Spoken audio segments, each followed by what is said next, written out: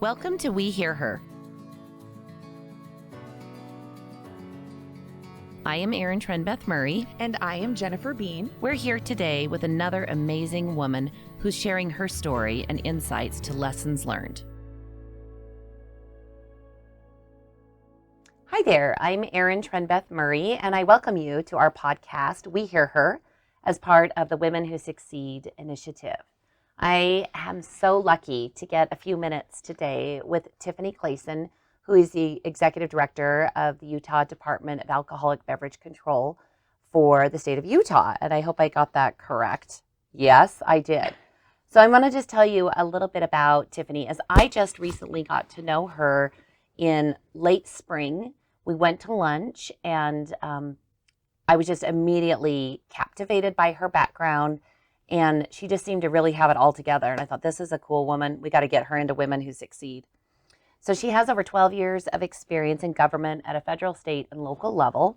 Tifany has a reputation for effective stakeholder engagement, nurturing bipartisan relationships, crisis management, data-driven strategies, and building vibrant and respectful work environments. She worked in the U.S. Senate office for David Vitter, served as Governor Herbert's Director of Constituent Services, and most recently served as the District Director for Congressman Ben McAdams. So you can see right there that that diverse background shows that bipartisan skill set that she definitely has. Prior to her career in government, Tifany worked in the food and beverage industry in London. There she successfully executed the launch of a high-end artisan bread line, where she developed and deployed best practices in product training programs and brand integrity, expanded market share, and grew retail sales. Tifany completed her BA and MED at Louisiana State University in Shreveport. She lives in Salt Lake County with her husband, Stuart, and their 2 children. And I'm so happy to have you here. Yeah, thank you for having me, Erin. Now, how old are your kids? I have a 10-year-old boy, and I have a 3.5-year-old little girl. Oh, so you're not busy. You're just napping every day. Yes, when I can. When you can. Yeah, exactly. You learn that quick, right? Yeah. Sneak it in when you can. Yeah. Well, tell everyone a little bit about your background. I mean, London, you've been all over the country. Let's just start there with you sharing a little bit about your background. I kind of joke. It's a little, I've had I have a British grandmother, and so grew up, she's the term Higgledy-Piggledy. And so I say that like it's totally normal. I realize that when I say it, people are like, what are you saying?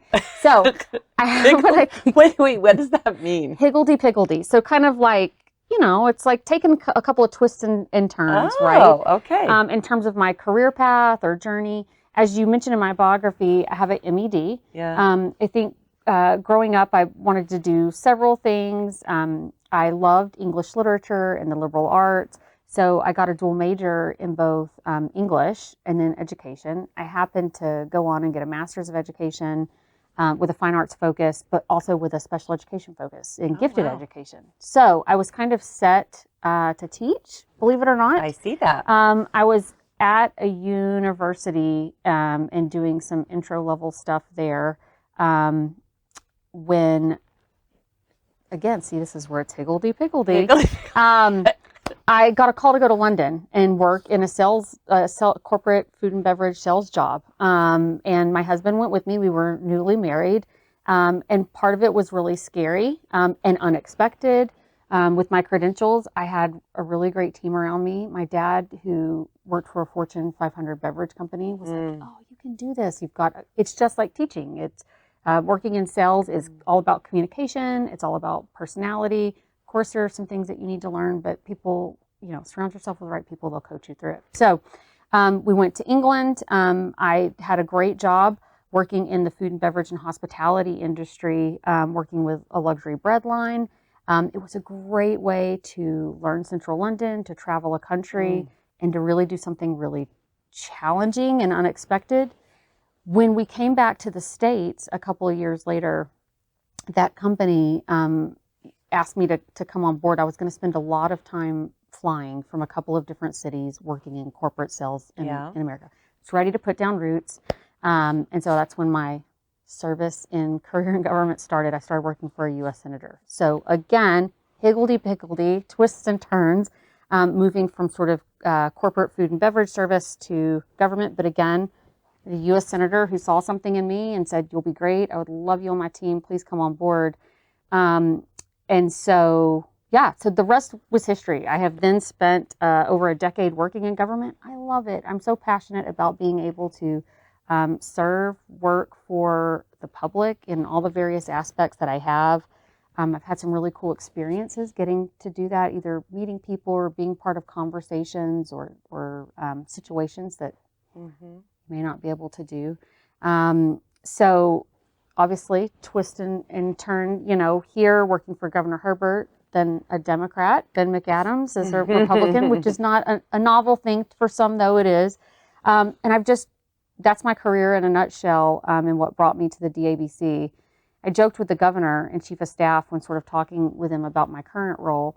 It's like it's so unexpected. Whoever would have thought when I was at a university working and I said yes to this unexpected thing in food and beverage sales, then later said yes to this unexpected thing in government, that 10 years later, I would end up with a role that actually married those two things that are somewhat unrelated, which is food and beverage, in this case beverage, but we support the food and beverage industry here in Utah, and then government public service. So it's perfect marriage. It's one of those things that I like to think about and have been reflecting on quite a bit lately, because it's funny how you grow up, you get credentialed, you go to school, and you sort of have tunnel vision, like this is what I will do, but sort of being open to kind of a higgledy-piggledy situation and rolling with those twists and turns has turned out in like some incredible experiences, and then helped me be qualified for what I'm doing now. So right, I think the higgledy-piggledy needs to be something new catchword with the cool kids. Yeah, I think we should put it out there and let's just see, who bites. Yeah, but I think that what's resonating with me is that as you're talking, many of the students nowadays, I believe, in college, are a lot more open-minded than I was when I was in school. That they're not necessarily saying this degree will get me this career path and I will stay there. That they're more open to the higgledy-piggledy and the twists and turns. So I love that you're able to share that example of that worked. And probably, and I'm going to make some guesstimates here, but probably with your dad's background and that knowledge and love for the industry drew you at some level to that, plus the fun, hey, let's go to London. We don't have kids and we're young. That's cool. But then how it circled back in your life. And you were able to find things that you're passionate about, even organically, and pull them together into one big career right now. It's really cool how if you're open to those things, life will do that to you, right? I had have a great father as a role model, someone who, growing up in the South, definitely very defined, gender stereotypes and roles. I had a very supportive mom, but I think my dad was always making sure that I was sort of outside maybe what was expected or what would have been very easy for me.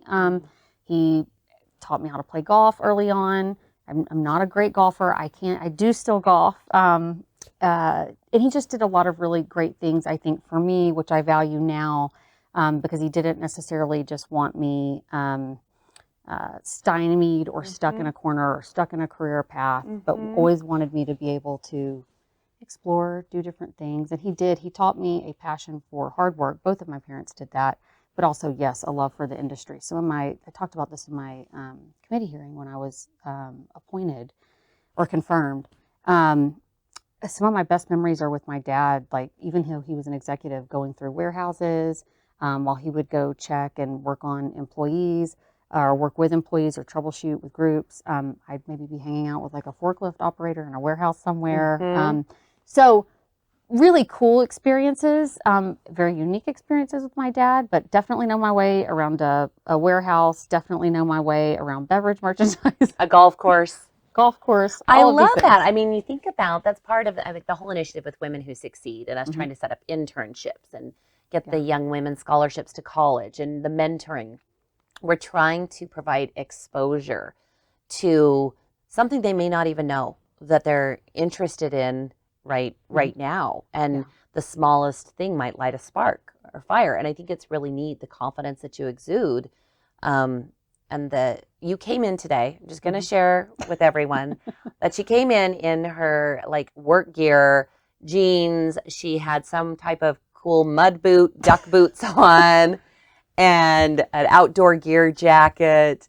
And I said, "Oh, we're going to be filmed." She said, "I think I'll change." But, tell me a little bit about you as a woman, a mother. You've got this huge leadership role at the state. You are a mother of 2. You're married. You have friends. You give back through organizations like ours.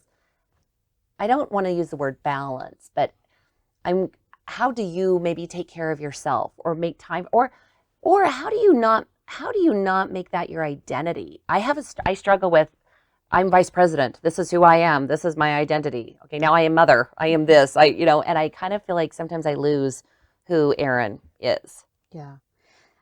It's one of the things I've talked with some of my mentees about through this program, actually in this last session, is sort of making sure to carve out time for yourself as a working mom with 2 kids, and obviously my kids are need a lot of attention. They're right in the middle. You're right in the thick of it.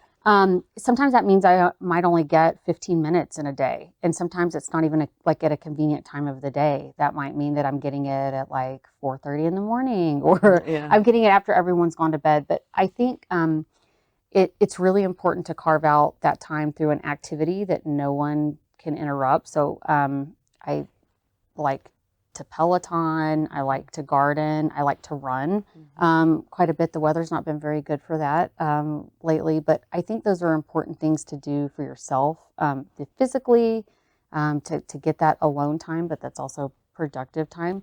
I will like thinking about identity. I was cleaning toilets weekend before last, and I think it's easy for me sometimes to be in this, like folks, my moniker, I guess, to some people or the media is like the liquor boss, right? And I kind of joke at that because every time I hear that, it sounds like I should be in like a pinstripe suit with like a Tommy gun, or you're like the mafia.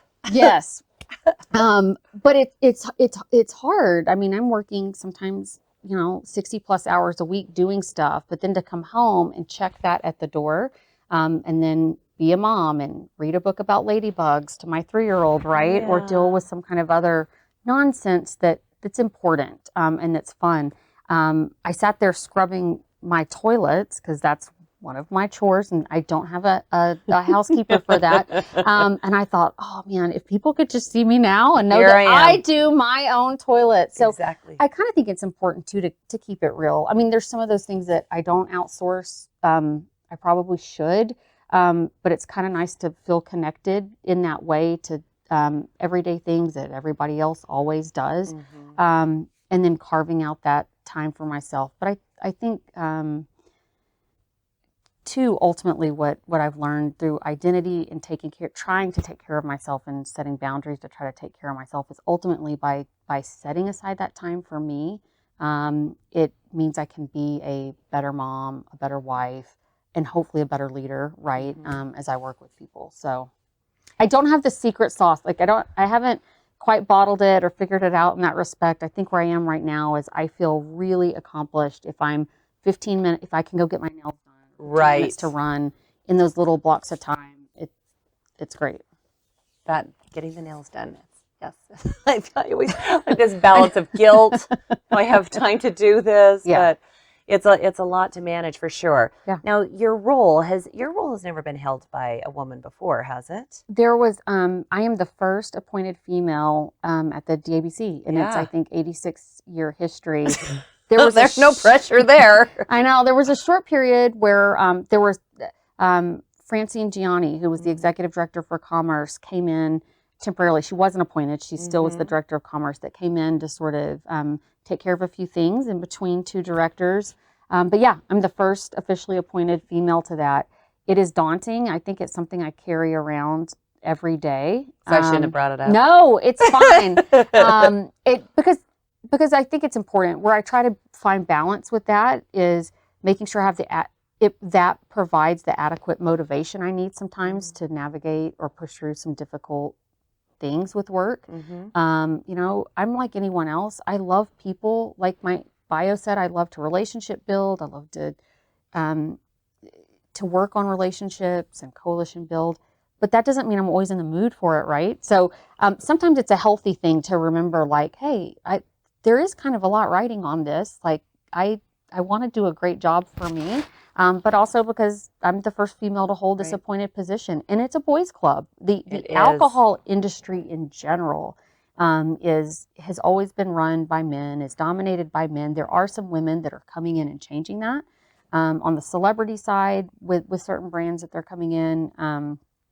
And in other aspects of the business, we have female distillers nationally, and it is really cool, but there still are a lot of ceilings to break in this industry, and so I do feel like I have a lot riding on that. But I also try to not let that make me cave under that pressure, because at the end of the day, You're not going to cave.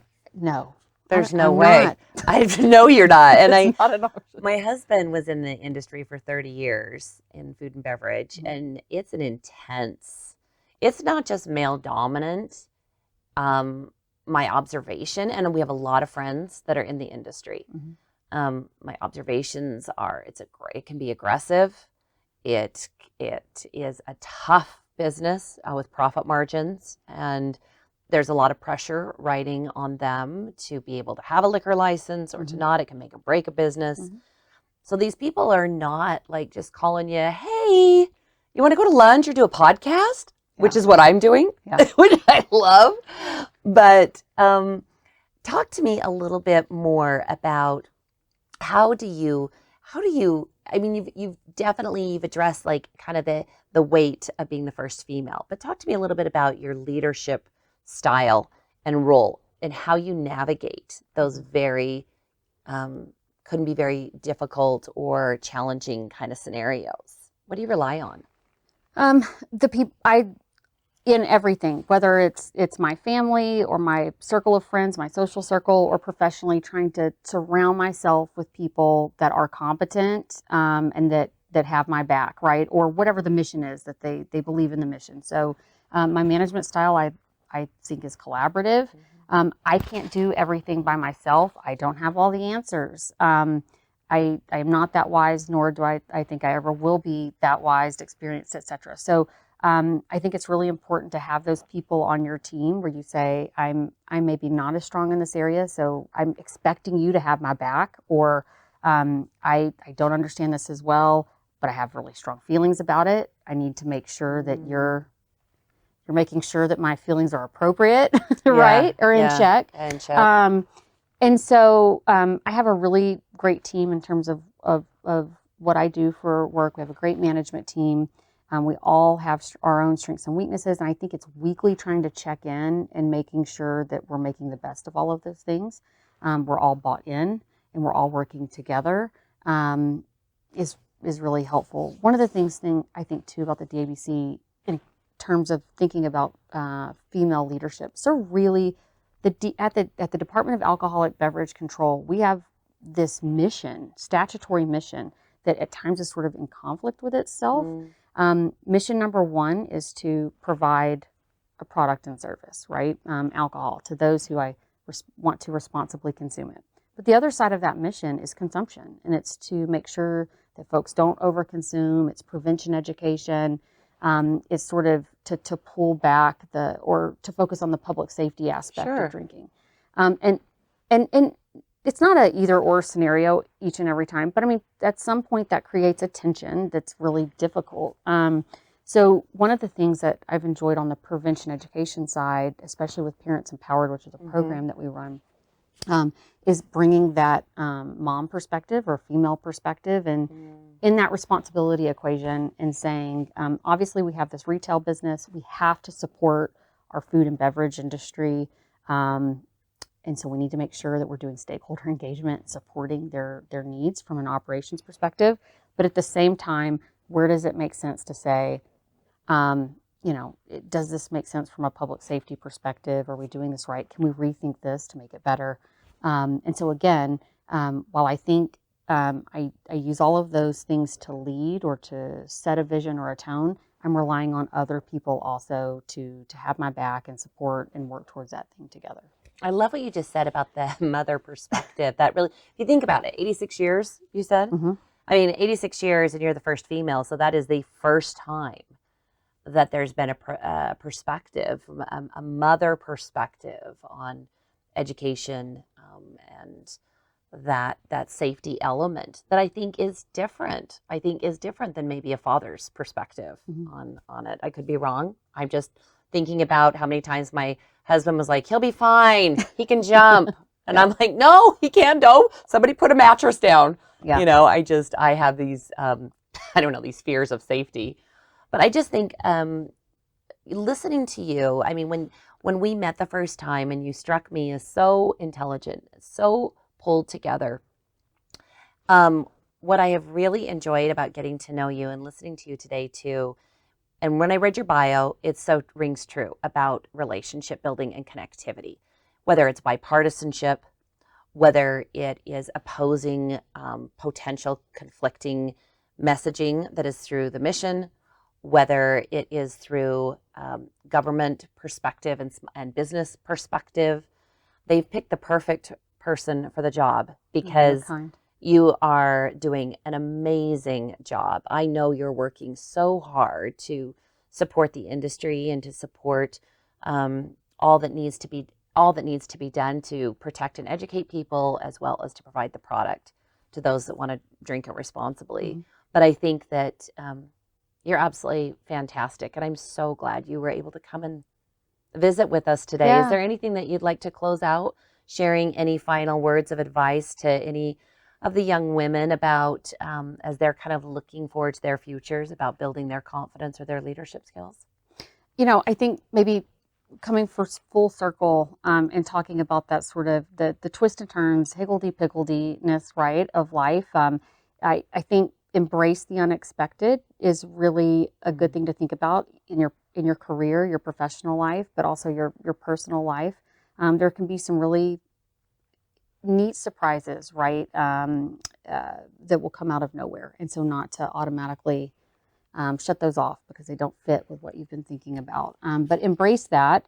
And I think surrounding yourself with a good team, obviously what we do in this program is through mentorship. I so strongly believe in mentorship and how even if I have mentors and I'm, some days I'm calling them more often than I do on other days. But I think no matter where you are in life, whether you're just starting out or you're in your mid 40s or you're in your 60s, having those people in your life that are consistent, that are healthy, that are supportive, that you can check in with is really, really helpful. So I think embrace the unexpected, surround yourself with really great people and a mentor, and it can really make all the difference in how you sort of launch yourself and then navigate all the messiness that's bound to come. So, well, there you go. That is the secret sauce right there on how to live a healthy, happy life. And with that, I would just like to say thank you so much for tuning in to We Hear Her podcast, and we look forward to seeing you next time. Thank you. Thank you for taking time to hear her.